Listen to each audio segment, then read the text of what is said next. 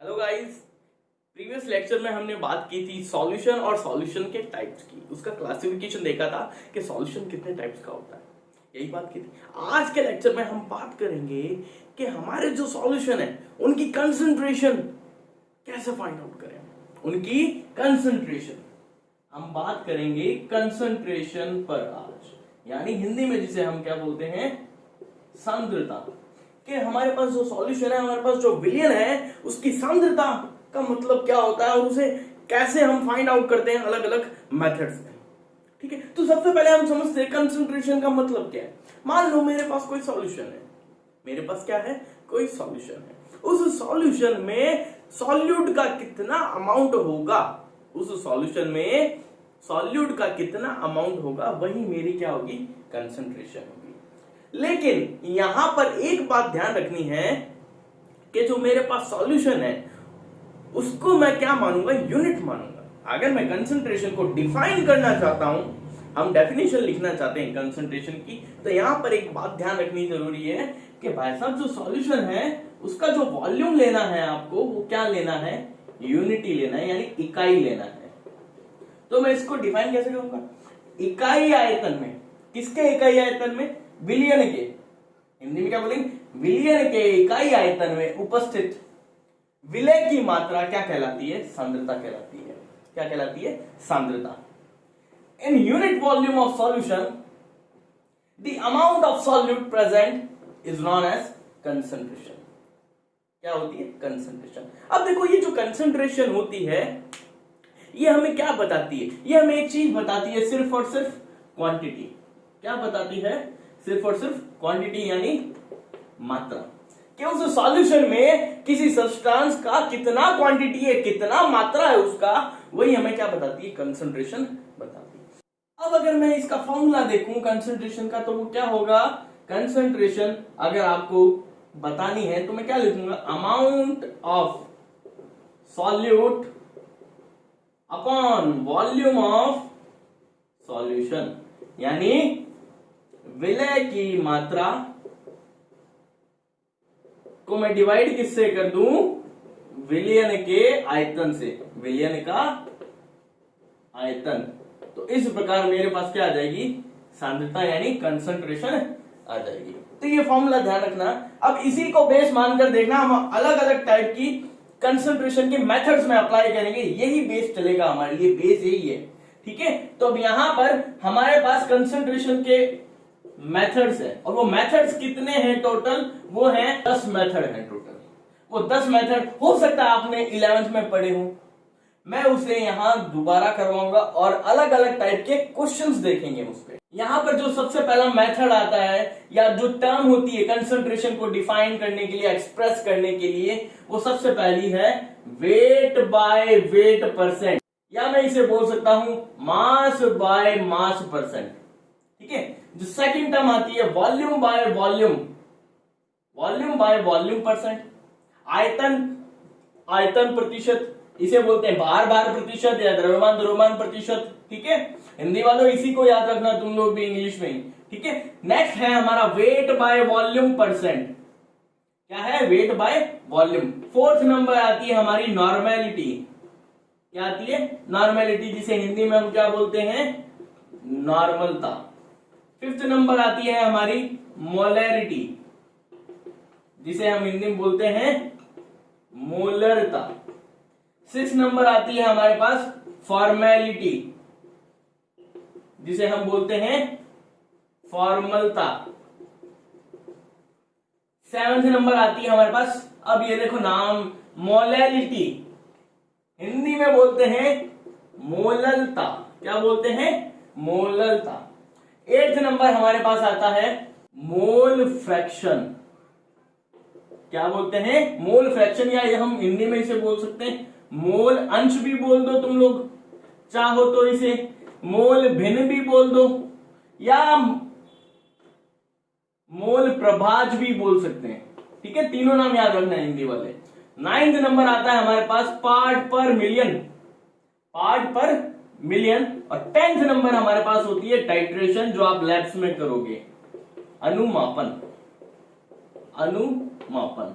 ठीक है। ये टाइट्रेशन नॉर्मली हम लैब्स में अप्लाई करते हैं, ब्यूरेट पिपेट के साथ अलग अलग सॉल्यूशन दिए जाते हैं, हम उसकी टाइट्रेशन परफॉर्म करते हैं, फिर हम उसकी नॉर्मेलिटी फाइंड आउट करके बताते हैं, ठीक है। तो ये 10 टाइप के मेथड्स हैं जो हम कंसंट्रेशन निकालने के लिए यूज करते हैं। अब यहां पर तुम लोग दो चीजें और ध्यान रखना, ये जो कंसंट्रेशन की 10 टर्म्स दिख रही है, इनमें से कुछ टर्म ऐसी होती है जो मास पे डिपेंडेंट होती है, और कुछ टर्म ऐसी होती है जो वॉल्यूम पर डिपेंडेंट होती है। कुछ है जो मास पे डिपेंडेंट है, कुछ है जो वॉल्यूम पे डिपेंडेंट है। जो टर्म कंसंट्रेशन की वॉल्यूम पे डिपेंडेंट होती है उसके लिए तुम लोग ध्यान रखना, मैं बोल सकता हूं वो टेम्परेचर पे भी डिपेंड करती है। किस पे डिपेंड करती है? टेम्परेचर पे भी डिपेंड करेगी। जो टर्म मास पे डिपेंड करती है वो इंडिपेंडेंट होती है टेम्परेचर से, वो टेम्परेचर से क्या होगी? इंडिपेंडेंट। अब अगर किसी को ये समझ नहीं आई बात तो समझना, फॉर एग्जाम्पल हम लोग चाय बनाते हैं, जब हम चाय बनाते हैं तो पानी को हम देखते हैं, पानी क्या होता है? बॉयल होता है। जब पानी बॉयल होता है तो क्या होता है? ऊपर उठता है धीरे धीरे धीरे धीरे। तो क्या हो रहा है वहां? उसका वॉल्यूम राइज हो रहा है। वो जो वॉल्यूम राइज हो वो किसकी वजह से हुआ है? जब वहां टेम्परेचर इंक्रीज हो रहा है। यानी जब भी हम किसी सब्सटेंस का टेम्परेचर इंक्रीज करते हैं तो उसके वॉल्यूम में भी क्या होता है? इंक्रीमेंट होता है। तो मैं बोल सकता हूं वॉल्यूम क्या है? टेम्परेचर डिपेंडेंट है। लेकिन क्या वहां मास पे कुछ डिपेंडेंसी हुई क्या? टेम्परेचर मास उतना ही रहा है। हो सकता है कुछ मास इवेपोरेट हो जाए, उसकी बात नहीं कर रहे, लेकिन मैं यहां पर सिर्फ टेम्परेचर को देखूं, क्या मास से कुछ फर्क पड़ा क्या?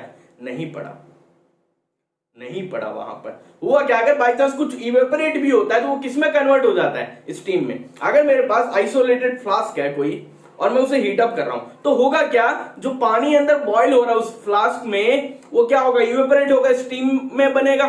स्टीम बनेगी तो वापस अगर उसका कंडेंसेशन हुआ तो वापस क्या बना? वो वाटर ही बना। तो यहाँ मास में कुछ फर्क नहीं पड़ा। इसलिए मैं बोल सकता हूं कुछ ऐसी क्वांटिटी जो मास पे डिपेंड करती है वो टेम्परेचर इंडिपेंडेंट होती है, कुछ ऐसी क्वांटिटी जो वॉल्यूम पे डिपेंड करती है टेम्परेचर पे भी डिपेंड करेगी। तो यहां पर हमें देखनी है वो कौन कौन सी टर्म्स है कंसंट्रेशन की जो मास पे डिपेंडेंट होती है और कौन कौन सी वॉल्यूम पे। तो यहां देखो वॉल्यूम पे कौन कौन डिपेंड करता है? हमारे पास वॉल्यूम बाय वॉल्यूम डिपेंड करेगा, और वेट बाय वॉल्यूम डिपेंड करेगा, और मोलैरिटी करेगी, और नॉर्मेलिटी। ये 4 टर्म्स तुम लोग ध्यान रखना जो वॉल्यूम पे डिपेंड करती है और टेम्परेचर पे भी डिपेंड करेगी। अब वो टर्म्स जो मास पे डिपेंड करती है वो कौन कौन सी है? वेट बाय वेट हुआ, मोल फ्रैक्शन हो गया अपना, और अपना हो गया पीपीएम, पार्ट पर मिलियन बोल दो, या पार्ट पर बिलियन भी होता है, वो भी होती है, पार्ट पर 100 ये हो ही गया अपना, ये पार्ट पर 100 होता है, पार्ट पर मिलियन, और एक अपना हो गया मोलैलिटी, मोलैलिटी। ठीक है।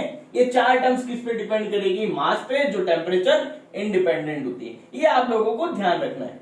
अब हम बात करेंगे सबसे पहली टर्म की जो है मास बाय मास या weight by weight percent. Mass by mass बोल दो, वेट बाय वेट परसेंट बोल दो, या हम कभी कभार नॉर्मल शॉर्टकट में बोलते हैं मास परसेंट। क्या बोलते हैं? मास परसेंट। इसको अगर हम देखें तो ये क्या शो करता है? अब देखो वेट बाय वेट परसेंट या मास बाय मास परसेंट को हम लोग कैसे डिफाइन करेंगे? मैं मान लेता हूं मेरे पास एक सॉल्यूशन है। क्या है? सॉल्यूशन। और वो कितना है? 100 ग्राम है मेरे पास। कितना है? 100 ग्राम। तो मैं यहां पर इसको डिफाइन कैसे करूंगा? Amount of solute in grams present in 100 gram of solution. Amount of solute in grams present in 100 gram of solution is known as weight by weight percent or mass by mass percent of that solution. या हिंदी में अगर मैं बात करूं, हिंदी में कैसे बोलूंगा? किसी 100 ग्राम यानी 100 ग्राम विलियन में उपस्थित विलय की मात्रा, विलय की मात्रा किसमें होगी? ग्राम में होगी। विलय की मात्रा ग्राम में। वो क्या कहलाएगी, वेट बाय वेट परसेंट, यानी भार प्रतिशत। तो यहां पर वेट बाय वेट परसेंट बोल दूं या परसेंट बाय मास बोल दूं मैं, ठीक है, बात एक ही होती है, mass of solute upon mass of solution, जो कि किसमें हो, ग्राम में क्या निकालना है, परसेंट, यानी पर 100 निकालना है, इनटू क्या कर दूंगा 100 परसेंट जब भी पूछे तो आपको मल्टीप्लाई किससे करनी है, 100 से करनी है। अब यहां पे मास भी लिख सकता हूं मैं, चाहूं तो मैं वेट भी लिख दूं, बात एक ही है, ध्यान रखना। अब हम इस पर डिपेंडेंट कुछ क्वेश्चंस करेंगे ताकि ये टर्म आपको अच्छे से समझ में आए। तो आपको स्क्रीन पे क्वेश्चंस मिलते रहेंगे, उसे मैं यहां समझाऊंगा और उसका सॉल्यूशन तुम्हें बताऊंगा। अब देखो फर्स्ट क्वेश्चन आपको स्क्रीन पे दिख रहा होगा, आप वहां पढ़ना। क्वेश्चन क्या बोल रहा है, क्वेश्चन बोल रहा है कि आपके पास 6 ग्राम यूरिया है, आपने क्या किया, उस 6 ग्राम यूरिया को 500 ग्राम ऑफ वाटर में क्या किया, डिसॉल्व किया। अब पहले तो एक बात समझ में आ गई, अगर 6 ग्राम यूरिया को मैं किसी सब्सटेंस में डाल रहा हूं तो वो तो क्या होगा, मेरे पास सॉल्यूट होगा, यानी जिसे हिंदी में हम क्या बोलेंगे, विलय बोलेंगे।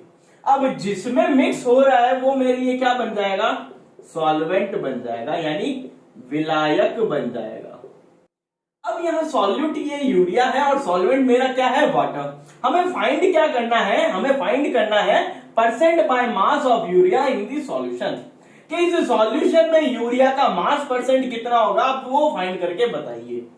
तो यहां पर पहले सिंपल सी बात, परसेंट बाय मास निकालना है, हमें क्या निकालना है, परसेंट बाय मास। उसका फॉर्मूला क्या होता है, mass of solute to the mass of solution, यही पढ़ा हमने, मास ऑफ सॉल्यूट यानी विलय का द्रव्यमान अपॉन विलयन का द्रव्यमान।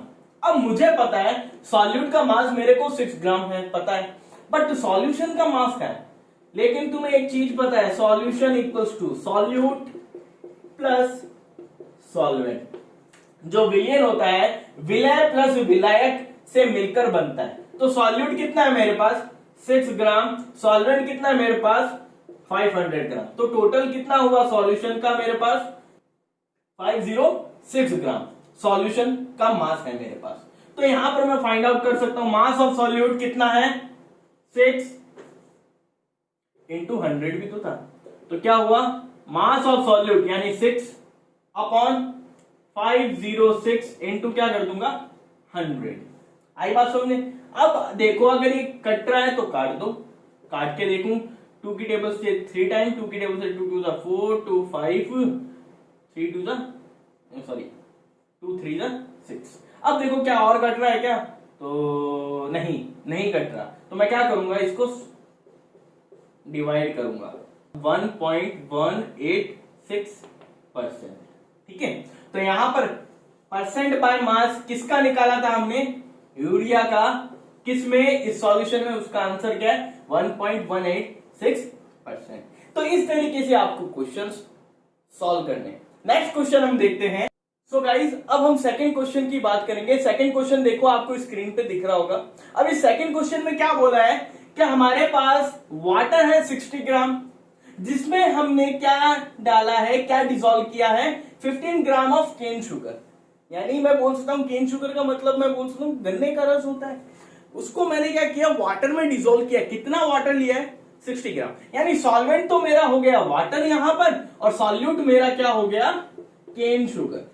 ये और ये मेरे क्या हो गए, सॉल्वेंट भाई साहब। अब क्वेश्चन में हमें क्या पूछा है, क्वेश्चन में हमें पूछा है find percent by mass of each component. अब यहाँ कंपोनेंट कौन कौन होता है सॉल्यूशन में, सॉल्यूशन में मेनली 2 ही कंपोनेंट है, क्योंकि हमारे पास बाइनरी सॉल्यूशन पे स्टडी कर रहे हैं हम, तो 2 ही कंपोनेंट होंगे, solute and other one is solvent. So now we will find the percent by mass of each component. तो यहां अगर मैं सॉल्यूशन का मास देखूं तो सॉल्यूट प्लस क्या होगा, सॉल्वेंट, यानी जो विलय होता है विलय प्लस विलायक से बनता है, वही सॉल्यूट कितना है मेरे पास 15 ग्राम, सॉल्वेंट 60। तो टोटल सॉल्यूशन का मास मेरे पास क्या हुआ 75 ग्राम। अब वही अप्लाई करो, पहले मैं इस केन शुगर का percent by mass of cane sugar जो मेरे लिए क्या काम कर रहा है, एज अ सॉल्यूट यानी विलय की तरह कार्य कर रहा है, तो इसका अगर मैं परसेंट बाय मास निकालूंगा तो क्या निकालूंगा, यहां पर वही सॉल्यूट का मास कितना है 15 ग्राम अपॉन सॉल्यूशन, टोटल सॉल्यूशन कितना है 75 ग्राम। अब इसको कट आउट करो 100 लगा करके, 15 5 75, ये 5 दूनी 10, कितना हुआ 20%, कितना हुआ 20%। अब तुम लोग खुद सोचो, अगर मेरे पास 20% केन शुगर है और सॉल्यूशन टोटल कितना होता है 100%, सॉल्यूशन खुद में कितना होता है 100% होता है, उसमें सॉल्यूट का परसेंट बाय मास 20 है, तो सॉल्वेंट का परसेंट बाय मास कितना होगा, वो मेरे पास होगा 100 में से क्या कर दूंगा, इस 20 को माइनस कर दूंगा, तो मेरे पास आएगा 80%। इसको ऐसे नहीं तुम लोग जैसे परसेंट बाय मास अगर केन शुगर का निकाला है तो तुम लोग वाटर का भी, इस सॉल्वेंट का भी निकालो, नहीं, अगर ये आपके पास परसेंट आ गया है किसका, सॉल्यूट का, तो आप लोग डायरेक्टली क्या मान सकते हो कि जो सॉल्यूशन है वो हमारे पास 100% होता है इंडिविजुअली। जब ये 100% है और इसमें 20% किसका मास है हमारे पास, सॉल्यूट का है, तो इसको इसमें से क्या कर दूंगा, सब्ट्रैक्ट कर दूंगा, तो मेरे पास सॉल्वेंट का परसेंट बाय मास आ जाएगा। नाउ देखो थर्ड क्वेश्चन में हमें क्या बोल रहा है, स्क्रीन पे आप लोग क्वेश्चन पॉज करके पहले पढ़ो और खुद से एक बार ट्राई करके देखो, सॉल्यूशन होने से पहले खुद ट्राई करके देखो कि आपसे हो रहा है या नहीं हो रहा है। अब यहां पर मैं इस थर्ड क्वेश्चन को देखो सॉल्यूशन करता हूं, क्या बोल रहा है क्वेश्चन में बोल रहा है कि आपके पास कोई सॉल्यूट है, उस सॉल्यूट को आपने क्या किया 500 ग्राम वाटर में डिसॉल्व किया, 500 ग्राम वाटर में आपने क्या किया डिसॉल्व किया, आपको दे रखा है परसेंट बाय मास सॉल्यूट का परसेंट बाय मास दे रखा है, लेकिन यहां पर सॉल्यूट का मास नहीं दिया है आपको, यहां मास नहीं दिया है, पूछा क्या है मास ऑफ सॉल्यूट पूछा है, यानी जो विलय है उसका द्रव्यमान आपको निकालना है। तो हम इसको कैसे अप्लाई करेंगे, तो देखो हमें पता है परसेंट बाय मास ऑफ किसका दे रखा है, हमें सॉल्यूट का दे रखा है, होता क्या है percent by mass of solute कैसे डिफाइन करते थे, mass of solute to the mass of solution into 100, ऐसे ही डिफाइन करते थे। यहां पर आपको क्या क्या चीज दे रखी है, मास परसेंट दे रखा है सॉल्यूट का, ये है अपने पास, मास ऑफ सॉल्यूट ये हमें निकालना है, मास ऑफ सॉल्यूशन देखो सॉल्यूट का मास नहीं दे रखा, मैंने मान लिया ये कितना है x, ये कितना है भाई साहब x है, इसका मास कितना है मैंने माना है x ग्राम मान के चल रहा हूं, तो यहां पर सॉल्यूशन का मास कितना होगा, मास ऑफ सॉल्यूशन यानी विलियन का द्रव्यमान कितना होगा 500, सॉल्वेंट है मेरे पास, सॉल्यूट कितना है x, तो 500 प्लस x हो गया ये ग्राम में, तो यहां पर ये वैल्यूज अगर मैं रखूं mass percent 2.38 equals to mass of solute हमने क्या माना है x gram upon mass of solution 500 plus x into 100। अब इसको आपको क्या करना है सॉल्व करना है, अगर मैं इसको सॉल्व करूं क्या आएगा 2.38 500 plus x equals to 100x। अब ये क्या करेंगे हम लोग इक्वेशन की तरह से सॉल्व करेंगे, यहां से x की वैल्यू फाइंड आउट करेंगे, यहां से हम वैल्यू जो फाइंड आउट करेंगे आप लोग सॉल्व करके निकालना, ये वैल्यू आएगी आपके पास 12.19 ग्राम, यानी जो सॉल्यूट था उसका मास आपने निकाल लिया, जो आपने x ग्राम माना था उसकी वैल्यू क्या आ गई 12.19 ग्राम इसकी वैल्यू है। तो इस तरीके से हम और भी क्वेश्चन करेंगे, मैं आपको होमवर्क के लिए भी कुछ क्वेश्चंस दूंगा जो आपको ट्राई करने हैं। नेक्स्ट अगर क्वेश्चन नंबर 4 की अगर हम बात करें जो आपको स्क्रीन पे दिख रहा होगा, ये क्वेश्चन आप पढ़ो, ये आपके लिए होमवर्क है, ये मैं नहीं कराऊंगा, ये आप लोग करोगे, ठीक है। मैं क्वेश्चन नंबर 5 की बात करता हूं अब।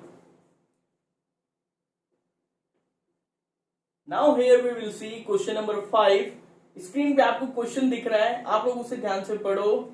अब यहां पर देखो क्वेश्चन में वो क्या बोल रहा है कि आपके पास 190 ग्राम क्या है यूरिया है, जिसका परसेंट बाय मास कितना है 40% है। इसको आपने क्या किया है 400 ml वाटर में क्या किया है, डिसॉल्व किया है, 400 ml ऑफ वाटर में डिसॉल्व किया है। तो आपको क्या करना है, जो सॉल्यूशन बनेगा यहां पर, जो सॉल्यूशन बनेगा उसकी डेंसिटी फाइंड आउट करनी है। उसकी क्या फाइंड आउट करनी है, डेंसिटी।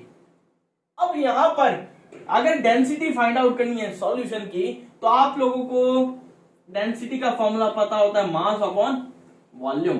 घनत्व बराबर क्या होता है, द्रव्यमान बटे आयतन। यहां पर डेंसिटी भी किसकी लेनी है, घनत्व किसका लेना है, सॉल्यूशन यानी विलियन का। द्रव्यमान भी किसका लेना है, विलियन का। और आयतन भी किसका लेना है, विलियम का। तो पहले ये देखो, क्या हमें सॉल्यूशन के लिए सब बातें गिवन है क्या। डेंसिटी ऑफ सॉल्यूशन अगर हमें फाइंड आउट करनी है तो मेरे को मास ऑफ सॉल्यूशन चाहिए। क्या मेरे को मास ऑफ सॉल्यूशन यहाँ कहीं दिया है, नहीं दिया। वॉल्यूम ऑफ सॉल्यूशन, हाँ 400 ml, ml हो गया, लीटर हो गया, सेंटीमीटर क्यूब यानी क्यूबिक सेंटीमीटर। ये ध्यान रखना, ml, लीटर या क्यूबिक सेंटीमीटर, ये तीनों जो यूनिट्स होती है सिर्फ और सिर्फ किसकी होती है, वॉल्यूम की। ठीक है, तो अब यहां पर हम सबसे पहले फाइंड आउट करेंगे mass of solution. Mass of solution find out करने के लिए तरीका क्या है, यहां पर देखो, percent by mass of solute, वही फॉर्मूला अप्लाई करेंगे, equals to mass of solute into 100 upon mass of solution. ठीक है, यानी विलय का द्रव्यमान बटे विलियन का द्रव्यमान इनटू 100। ये हमें क्या देगा, मास परसेंट देगा। अब मास परसेंट मेरे को दिया हुआ है सॉल्यूट का, कितना है 40, ये मैंने लिखा 40 equals to mass of solute. Mass of solute कितना है मेरे पास, 190 gram upon mass of solution, इसको मैं कैपिटल एम मान लू, इसको मैं मान लेता हूं कैपिटल एम, इनटू 100। ये कैपिटल एम हमें फाइंड आउट करना है, ये कैपिटल एम में इधर ले गया तो 190 अपॉन 40 इंटू 100, ये जीरो से जीरो कैंसिल आउट, ये अगर कटता है तो काट दो, वरना जय बाबेरी। 475 ग्राम, ये m की वैल्यू आ गई, यानी जो हमने क्या माना था, mass of solution. Mass of solution आ गया आपके पास। अब क्या निकालना है हमें, डेंसिटी ऑफ सॉल्यूशन। तो डेंसिटी ऑफ, इसको मैं पूरा लिखूं, सॉल्यूशन की क्या निकालनी है मेरे को, डेंसिटी निकालनी है। तो density, mass of solution, mass of solution अभी निकालना है हमने 475 अपॉन वॉल्यूम ऑफ सॉल्यूशन। ये वॉल्यूम जो है, अब एक बात ध्यान रखना, जो सॉल्वेंट का वॉल्यूम है, यहाँ पर वाटर क्या है मेरे लिए, सॉल्वेंट है। यहां पर जब 190 ग्राम यहाँ डिसॉल्व होगा तो इसके वॉल्यूम पे कोई फर्क नहीं पड़ेगा। वॉल्यूम का मतलब इस बीकर का जो वॉल्यूम है वही उस सॉल्यूशन का वॉल्यूम होगा। वो हमें कितना देर का, 400 ml। तो इसको मैं डायरेक्टली यहाँ अप्लाई करूंगा। जब मैं इसको डिवाइड करूंगा तो मेरे पास वैल्यू आएगी 19, क्या आएगा 1.19। अब यूनिट देखना, ये ऊपर क्या था, मास था, ये नीचे क्या था, वॉल्यूम था। मास हमारा किस में चल रहा है, ग्राम में। किस में चल रहा है, ग्राम में। वॉल्यूम किस में चल रहा है हमारा, ml, यानी ग्राम पर ml। ये हमारा क्या आ गया, डेंसिटी आ गई किसकी, इस सॉल्यूशन की। अब देखो जो 6 नंबर क्वेश्चन है वो आप लोग घर पर ट्राई करके देखना, जो स्क्रीन पे आ रहा है। ठीक है, अब नेक्स्ट लेक्चर में हम बात करेंगे अगली टर्म की, कंसंट्रेशन की, जो क्या थी हमारे पास, volume by volume percent. Okay.